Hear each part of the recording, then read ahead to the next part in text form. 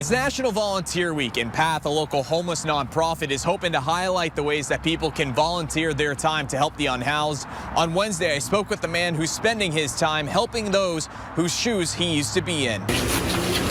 They pull on a pair of rubber gloves, and volunteers are working away at PATH's Connections interim housing in downtown San Diego, getting ready to make dinner. It's for those staying at the shelter. I mean, at the end of the day, these are all just people that are trying to find a meal and a safe place to sleep. One of the volunteers, Patrick Gilligan, knows what it's like to be on the other side of this counter. He became homeless after losing his job in 2022. It starts with your apartment comes up for lease again, and you can't quite afford the old one that you had, and then the car, I can't afford that anymore, and I fell through all the gates.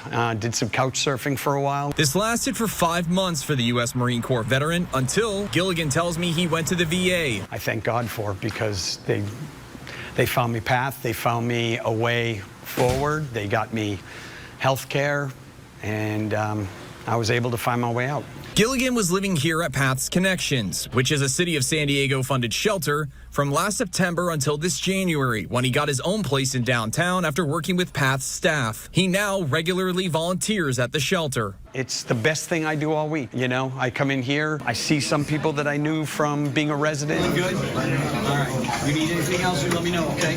I see some people out on the streets at times, and they have embraced the fact that I've come back. How do you feel? Even though it's National Volunteer Week, PATH and Gilligan say the need to help the unhoused is year-round. If you're on the other side of that and you're really kind of an arm's length away from all of this, understand you can make a difference by volunteering. Ryan Hill, ABC 10 News. Ryan covers stories on the homeless, housing authority, and animal welfare.